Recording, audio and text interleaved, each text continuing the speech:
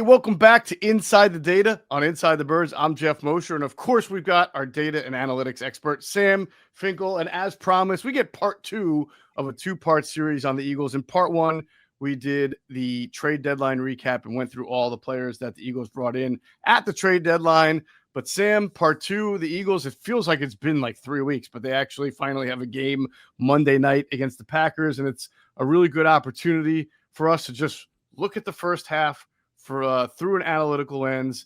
And I know that there are 4 themes that really stuck out that you want to go through with the Eagles and with respect to analytics and data. So let's do it. Before I even bring up the charts, anything that was like jumped out at you while you were putting this together that really stood out? Yeah, I want to take it actually a moment to caveat the data for a little bit, just really Okay. quick talk about it.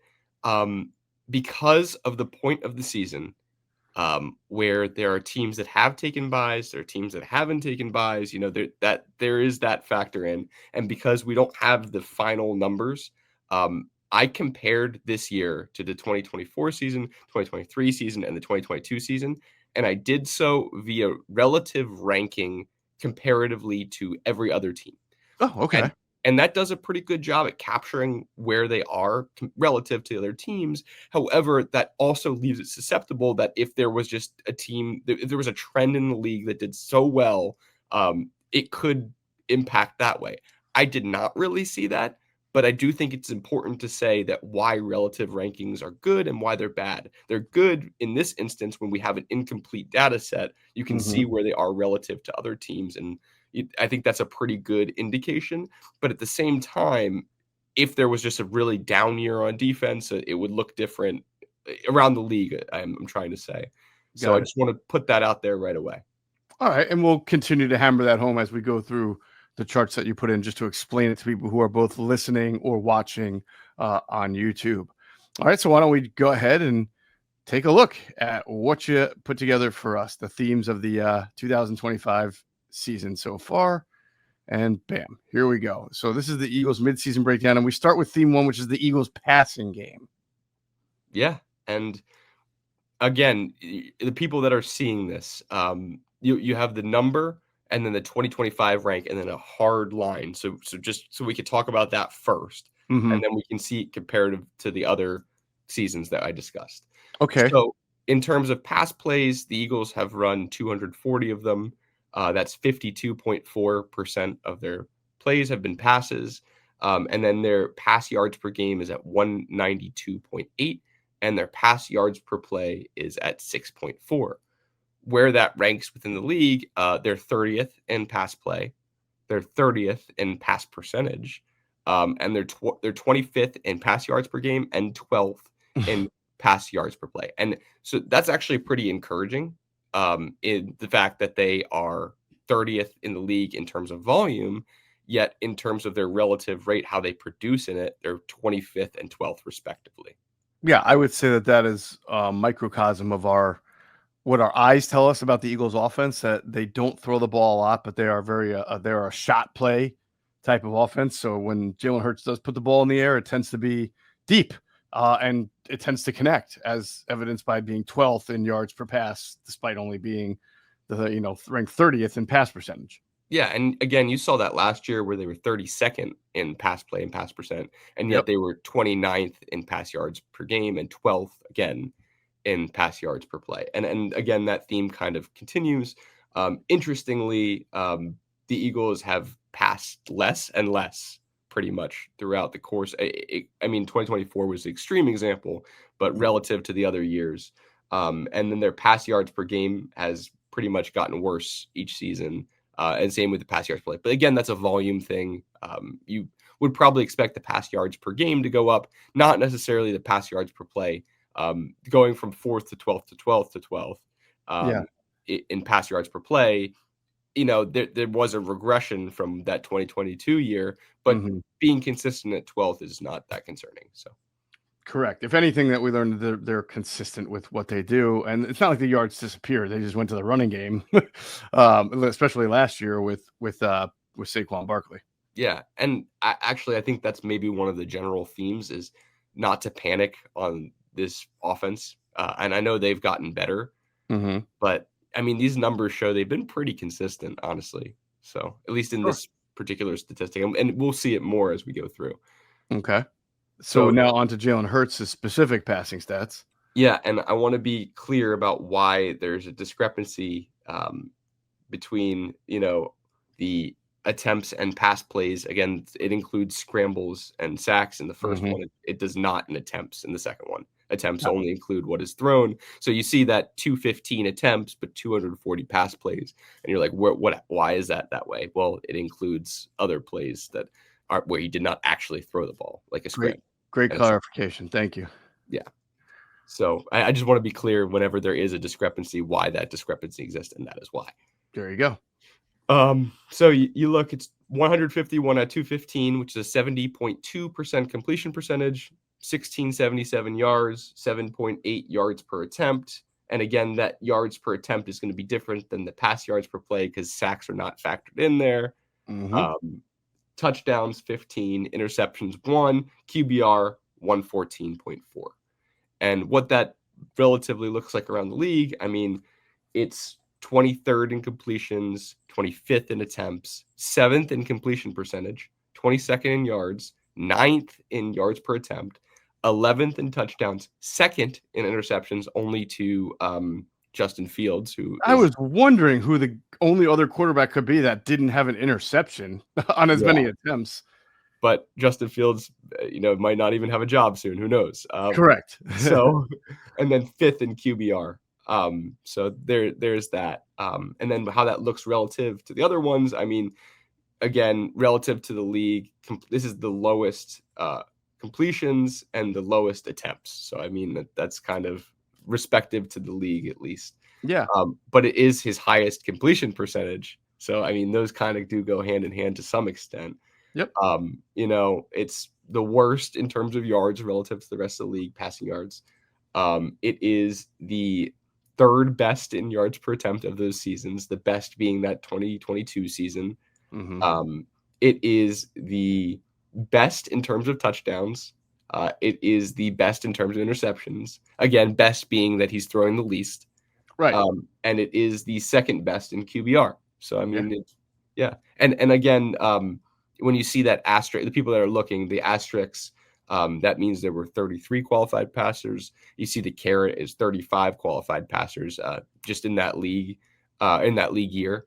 And then if you don't see it, it's 32. So yeah, I think JalenHurts, just watching him, has made more throws this year, more difficult throws than he has in the past, and he's always been an accurate quarterback, but he's starting to use a little more of the field. Not in every game. There are certainly games where we went through the spray charts and it showed that it was your typical, JalenHurts throw outside the numbers game. But there have been a couple of specifically against Minnesota and New York, the last two, where you did see him make the kind of throws that sometimes he did not want to make.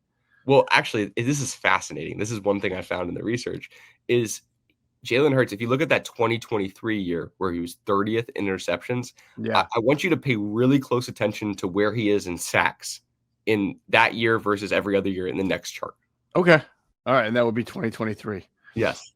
Hey, it's Geoff Mosher. And if you have a family and kids at home like me, you always want them to be fully protected. That's why I'm thrilled to be a Simply Safe customer. And our house is equipped with the most technologically advanced alarm system you can get. If you could actually stop someone from breaking into your home before they got inside, why wouldn't you? Traditional security systems only react after a break-in, but Simply Safe is different because it stops crimes before they happen with Active Guard outdoor protection. Their AI-powered cameras detect threats while they're still outside your home, and they alert real security agents. These agents take action while the intruder is still outside and confront the intruder to let them know they're being watched on camera and police is on the way. And that's how you stop a crime before it's committed. There's no long-term contracts or hidden fees. You can cancel anytime, and it comes with a 60-day money-back guarantee. Try it and see the difference for yourself. Do not miss out on Simply Safe's biggest sale of the year,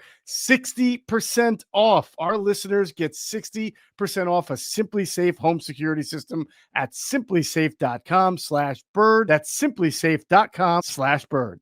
All right, so these are now the offensive basic pressure stats, meaning the offense seeing pressure from the defense. And then let's just point this out right now because we're already here. Yeah, you brought it up. The best year that they had by far in sacks was 11th. But when you go up, he had 30. He was 30th in interceptions, meaning he threw the 30th most interception. I guess he threw he really that was the 32. So he was that's not good. And Correct. so what that tells me is these sacks that Jalen Hurts is taking is the result of not turning the ball over. He really learned that I can just take a sack here. I don't have to force the ball. I mean, no one would ever teach or coach that because it's really hard to hold on to the ball the more you get sacked. But he does have a rare trait or ability to do that. I would agree. I just never saw it so jarring. I mean, we've talked about it, but it's so jarring that they went from 3rd to 30th in interceptions and then 30th to 4th to 2nd. Right. But then you look at the sack numbers that we have right in front of us, and they were 11th in sacks, and now they're 20th and 25th. Right. So he's taken more sacks, but he's not throwing interceptions. And I think you ultimately would take the negative plays over, the turnover plays. Sure. So I just thought that was so interesting when I was going through this, and it makes sense, and you do see it. I mean, but really see it. So. And that's really what makes him so unique, and the offense so unique because, again, no coach would ever coach that, right? Nobody would ever say we want to have this many sacks, and I'm not saying that they do want it, but they would probably tell you if you're getting sacked at the higher rate, then you're going to turn the ball over at the higher rate. Whereas the Eagles, it's been the opposite.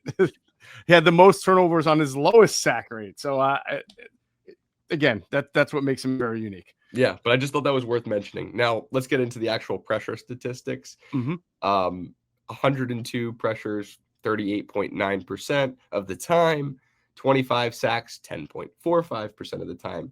Time to throw, 3.01. Time to pressure, 2.84. And how that looks across the league, 16th in pressure, but 27th in pressure rate. Why that's different is because the Eagles are running less plays than other teams, but it's a higher percentage that they are being pressured. Right. You look at sacks, it's 25th, but the percentage is 28th, which means that kind of the opposite. Even though they're getting sacked, again, it's not really the opposite. They are having a lower volume, so that's really why that number is different. Right. Teams that have more, pass plays and get, higher sacks, less. It's just a percentage team at that point. But that's second in time to throw and fourth in time to pressure. And that time to throw is a Jalen Hurts stat. Time to pressure is the offensive line stat. Right. You typically, the better time to pressure means that your offensive line's holding up really well. And I think that's what we've seen, particularly in pass protection. They've done a good job. What time to throw is just on average, how long does the quarterback hold onto the ball? And that's where I created that net time before pressure stat, which just subtracts the two, because it says how long does the quarterback hold the ball while still being pressured. Typically for a pocket passer, you want that number to not be negative. With an extender like Mahomes or even Jalen, to this extent, you're okay with a negative number. I think anything over negative 0.25 is a problem. But we'll get into that in a minute.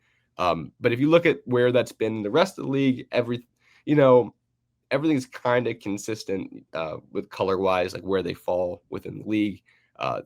Basically, pressure went from 2022 to 2025, 12th, 22nd, 10th, 16th. But percentage, pretty similar. Sacks went from 20th, 11th, 20th, 25th. And then that time to throw was pretty much consistently around the second and third in the league, except for 2022, which was 18th. Which means that all that means is that Jalen Hurts, relative to the rest of the league, was getting the ball out, at a league at like the middle of the league, a little bit faster. But now he holds on to the ball longer. But the offensive line's been pretty consistent in the top 10, top 7.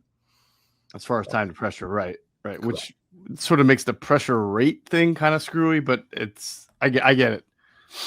Yeah. All right. Well, go ahead. That's interesting because the time to pressure because he's holding the ball longer than the time to pressure, that's why the pressure rate is that way. That makes So sense. if they had Tanner McKee in, which again, not trying to start controversy, JalenHurts is a great quarterback. I want to make that explicitly clear. But if you had a pocket passer, you'd want that number to be before that 2.84. Right. And then the pressure rate wouldn't be what it was. Makes sense. All right.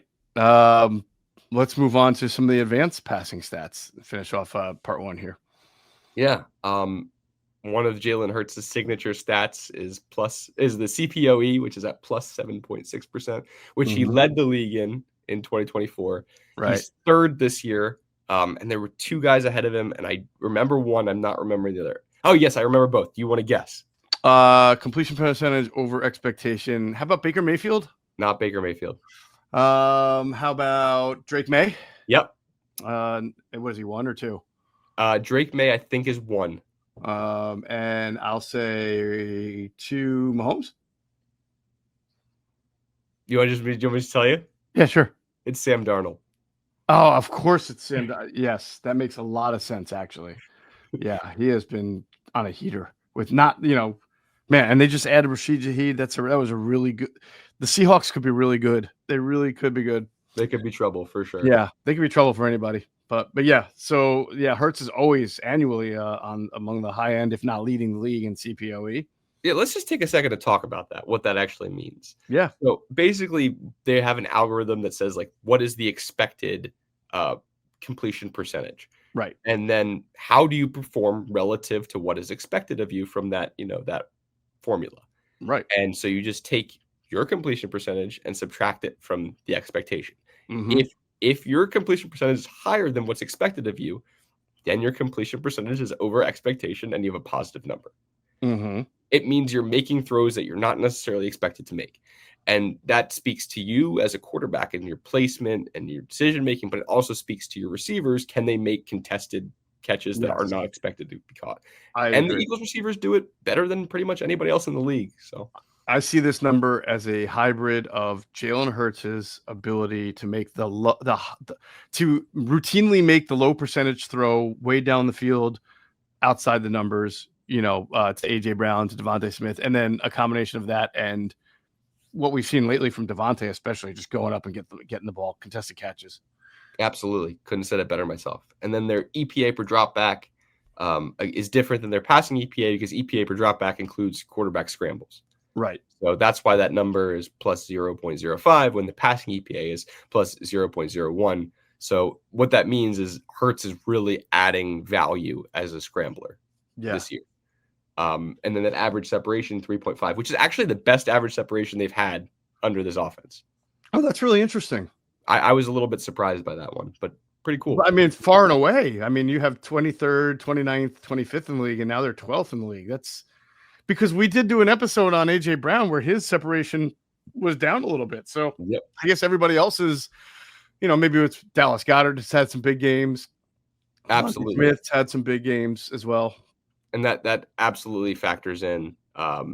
Just to give an idea of where they were last year, just for an example, and why, again, relative stats are important. The Eagles were last year at 3.3. And so the difference between 3.3 to 3.5, that 0.2 difference was 25th to 12th. So I just want to point that out, that's kind of how that works. Sure. But yeah, I mean, listen, everything looks pretty good here. The EPA per dropback and passing EPA kind of lower than where it's been in the past couple of years for whatever reason. And again, we've talked about, sequencing and putting themselves in bad positions. Yeah. So I think that's good. It's trending upwards and should kind of fix itself, regress to the mean as the season progresses. All right, let's go on to the rushing offense, theme number 2 here. Yes. I think everybody's prepared for like a major regression in 2025 stats compared to the last year's. Yeah, and that's the thing. Like, if you look at the basic statistics, it is worse. Yep. And then you look at the advanced statistics, and honestly, it's not as bad as you think. But let's talk about the basic statistics first. Okay. They've run 218 plays, which is 47.6% of their plays as running. They average 111.6 rushing yards per game, 4.1 rush yards per play, and 9 touchdowns. That's 18th, 3rd, 19th, 20th, and 10th, respectively, for each statistic. And those are the run plays is the worst it's been since 2022. The run percentage is actually not. It's only less than, relative to the league, only less than the 2024 year. Their rush yards per game is the lowest relative to the league. Their rush yards per play is the lowest relative to everywhere else in the league. Yeah. And same with the touchdowns. So they're are struggling on the basic statistics. But when you look at these advanced metrics, I mean, the EPA per rush is the expected points added per rush is plus 0.06, which is 5th in the league. And honestly, it's not that far from where they've been. I mean, they were 3rd last year, 4th the year before, and 1st the year before that. And then you look at the rushing yards over expectation, which is the same as the completion percentage over expectation. Again, there's a formula that says how much you're expected to get. What is your number? Subtract it from what that number is, and anything positive means you were rushing more than expected. They're second this year. They were second last year, where they had an incredible defense. Incredible rushing attack. Now here's where we get interesting. Their success percentage at 43.1 is 13th in the league. Last year, they were only 11th. So the success of percentage is actually not an issue. What is an issue is the stuff percentage. They are getting stuffed at a significantly higher clip than they have been in the past 4 years of this offense. Hey, Philly fans, game day is stressful enough. Parking, traffic, long lines. We've all been there. But when it comes to your cannabis, Camden Apothecary makes it easy. This is the dispensary for sports fans, just minutes outside of Philly with plenty of free parking. You'll be in and out fast, no hassle, no waiting. And they don't just care about convenience. Camden Apothecary is all about the guest experience. Their staff makes sure you feel taken care of every time you walk in. Plus, they carry only the best quality cannabis at the fairest prices. So whether you're stocking up for the tailgate, the watch party, or celebrating a big win, you know you're getting the good stuff without overpaying. They even show love to the community with specials for fans, students, service members, and healthcare pros. Camden Apothecary, top quality cannabis, great prices, and an experience made for Philly fans 21 and up. That's crazy. So what the stats say is, the data says here is, when SaquonBarkley in particular isn't getting hit immediately behind the line of scrimmage by 3 guys, then his carries have been decent. Maybe not as explosive as years past, but good enough to have a positive success rate consistent with what they were last year. But he's just getting hit so many times behind the line of scrimmage that it is, or getting stuffed at the line of scrimmage, behind the line of scrimmage, that it's really influencing where the other data is. Sure. Now, if we took JalenHurts scrambles out of here, because they do count as EPA per rush, right, these numbers probably would be significantly worse. So I do think Hurts is carrying a lot of this excess value and bringing it closer to what it's been. That makes sense. But to be honest with you, that stuff percentage is it's a problem. And the run blocking has been a problem. It just has been this year. Yeah. Oh my God. I'm actually surprised they were even 17th last year in stuff percentage. I guess that's the whole home run, feast or famine nature of the way Saquon operates, is that even last year, compared to the league, he was middle of the pack as far as getting stuffed. But obviously when he was not stuffed, he was making magic happen. Yeah. And when he did have a successful run, it was a home run hit. Yes. Which we haven't seen that many of this year. Right. I mean, notably in the last game, there was one. Correct. Which I did tweet before the game that I thought it would be Saquon's bounce back game. I said he was my player of the game, but I can't because I felt like each of the 4 weeks, I was like, this is going to be the Saquon game. This is going to be, so it finally happened for me, but I don't feel like it made me look that much better. Well, here's the thing. Like I felt pretty confidently that it was, if it was going to happen, it was happening in that game for just a bunch of reasons. Then I was looking through the data and I was like, I actually probably could have made a really good case for this because the Giants do have a really strong defensive line. Yeah. They're really good at pass defense. You look at Right. their rush defense, they're not really that good. Correct. So, I mean, I could have I think I said in the tweet it was just a vibes pick. If I had more time to look into it, I would have said, no, this is not just vibes. This is the numbers are telling you. Yeah. And I love the numbers. So. Pump yourself up a little more there. All right, let's look at Eagles pass defense, theme number 3. The kind of all over the map with some of this here. Yeah, it definitely is. So, I mean, because that 2023 season was horrendous, particularly on the backside, particularly on defense of the season. I mean, yes, 284 pass plays, 56.7%. Their pass yards per game, again, we talked about in the last part of this series with the trades, 215.9, pass yards per play, 6.1, pass touchdowns, 8. Yeah. You look at these numbers where they are, they're 22nd in pass plays faced, 18th in pass percentage, 17th in pass yards per game allowed, 14th in pass yards per play, and 2nd in pass touchdowns. Does that mean they've allowed the second most or second fewest passing touchdowns? So anytime it's framed in this context, it would be the better. So right. So they are the second best, passing to it. The fewest. Okay. Yeah. That's what I figured. I just wanted to clarify. Yes, it's an important clarification. Anytime that it's, defense, I'm going to put it in that context. So it would be what's best, Right. That's why I also hate the volume statistics, because how do you determine what's best? It's just the most. For volume statistics, at least, like pass plays and pass percentage. But the rest will be framed as in like the best. Right. And that's why those stats on yards per play and yards per game are probably the most glaring, because they went from being number 1 overall last year in both to now middle of the pack, which shows the drop off. Yeah. And I think that drop off, honestly, is mostly due to pressure. Or the inability to convert pressure into sacks, because they are still getting. We'll talk about pressure in a second, but they basically haven't been able to get as many sacks as they did in the past, and it's showing.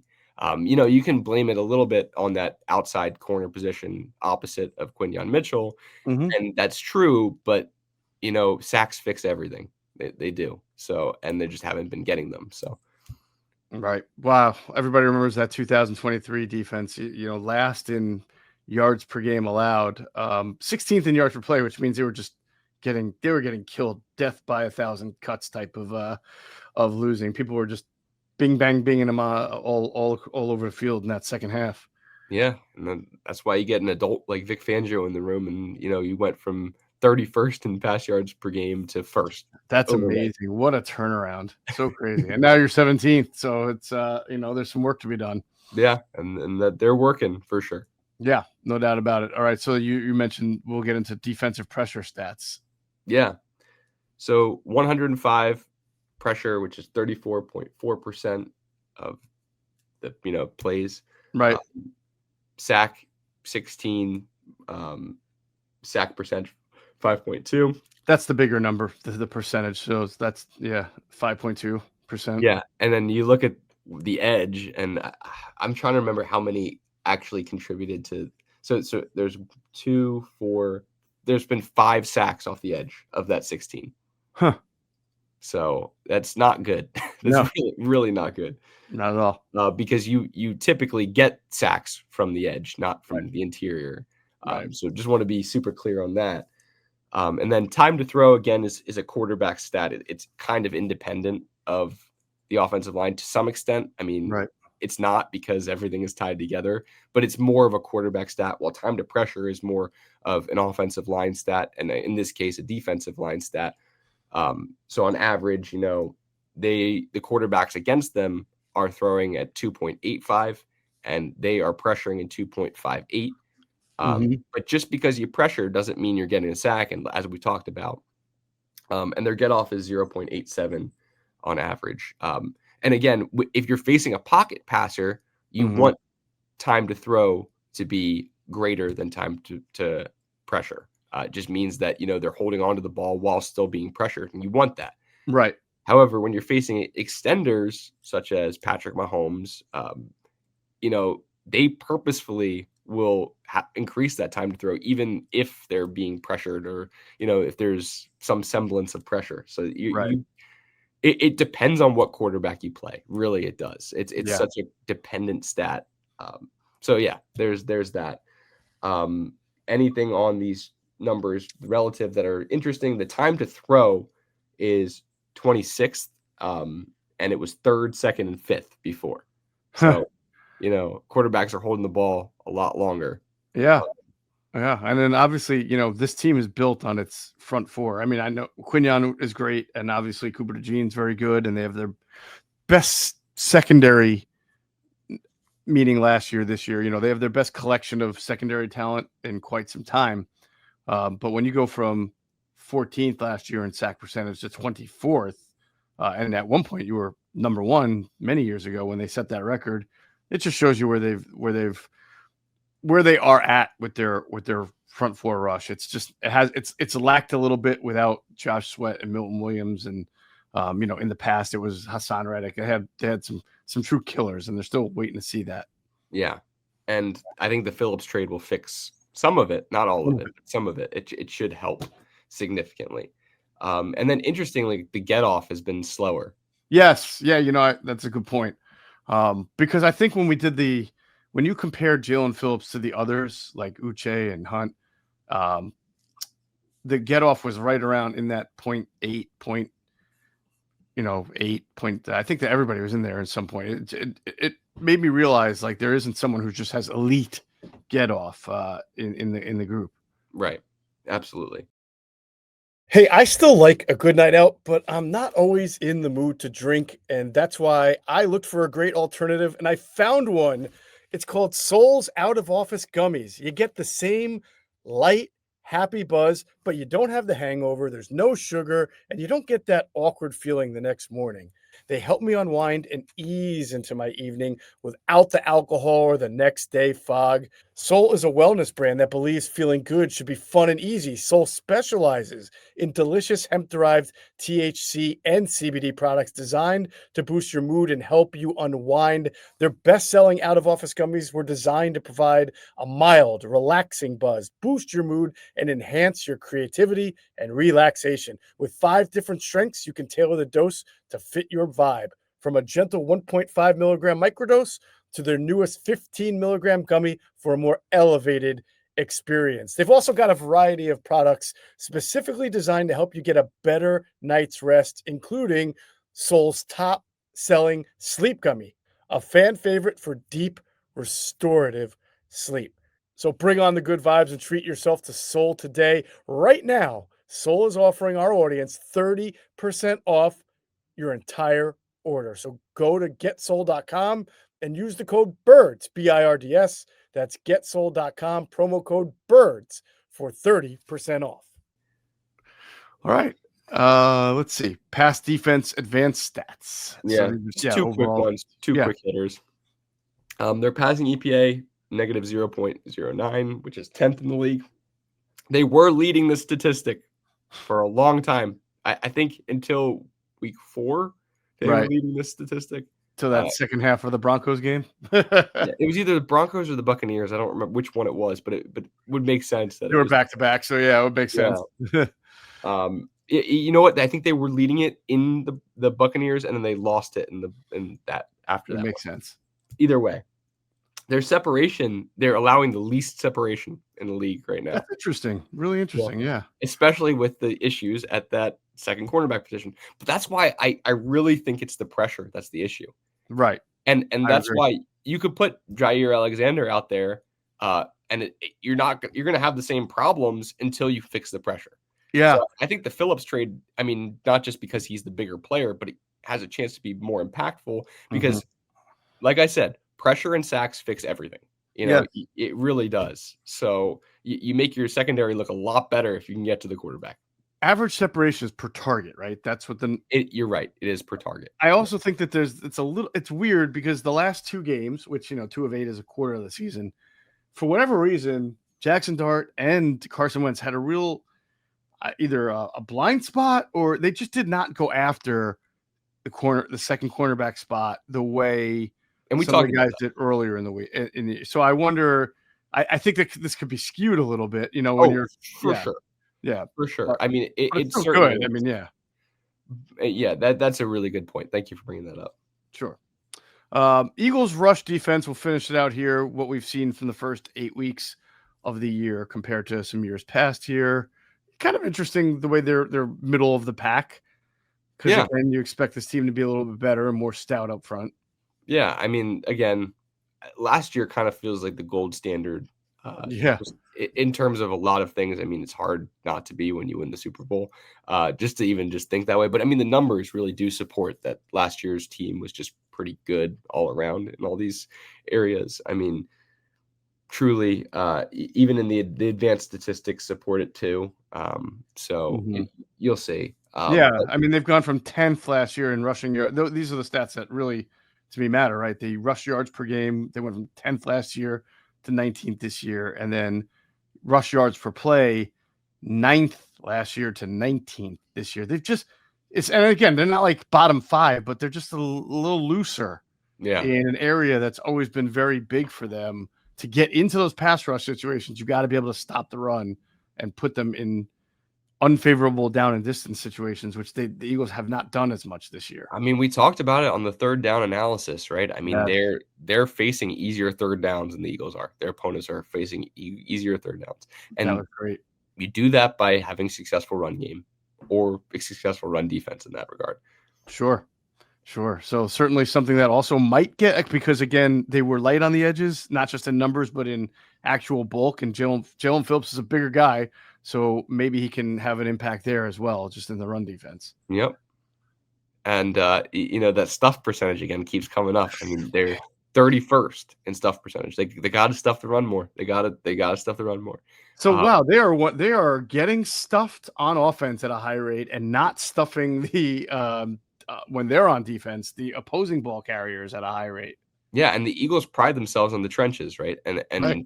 in pass protection, the offensive line has been doing well. In run blocking, they have not. And then in run stopping, they have not. Yeah, And these are honestly, major hikes from yeah, last year. I mean, EPA per rush from 5th to 19th, and then rushing yards over expectation from 7th to 18th. That's big. yeah, it really is. They are missing Milton Williams and Josh Sweat. Yeah, Greg Cosell made a really good point, and thanks for that. That was really great data compilation. Milton Williams, not only did they miss him as a pass rusher, but he was a very big physical presence next to Jalen Carter on that line. Ajomo is a good pass rusher, but he's built differently. He's long-armed. He's quick to the quarterback. He may have more natural pass rushing skills than Milton Williams did, but he is not the point of attack type of player that Milton Williams really emerged to over the last few years.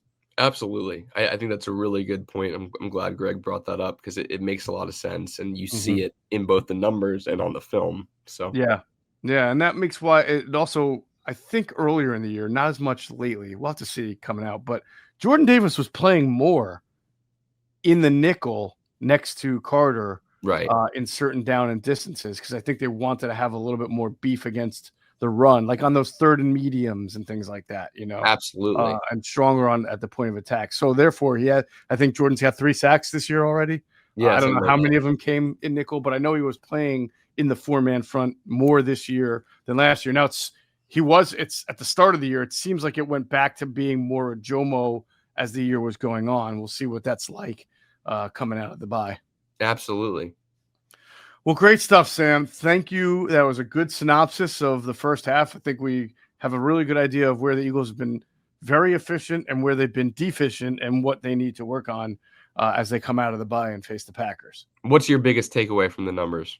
I was surprised by the rushing defense stats, honestly, and because I think that while rush defense isn't as big as, say, sacks or pass coverage, I think it goes back to what we said about you need to get the opposing offense, in less favorable down and distances. So there's a trickle down impact. If you're better against the run and your offenses that you're facing are seeing more 2nd and 9, 3rd and 7, that will help your pass rush and coverage because it puts them in a position where they can tee off a little bit easier, and it gives Vic a little bit more of a selection of what he can do on third down. But if you're allowing, 4 to 5 yards on that first down, and you've got a lot of second and mediums for the offense, that sets up them to be able to do play action, to run, to pass. I mean, it gives them a lot more options offensively.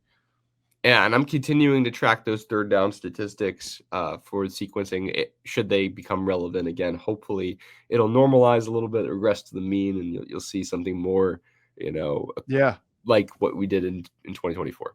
Yeah, so defense definitely stopping the run, but on offense also, their third down percentage has been lousy this year. They really have to stop being just a shot play offense and really start to get a little bit more run rhythm with their run game and their intermediate pass game. And again, you saw that in the Giants game, the Week 8 Giants game.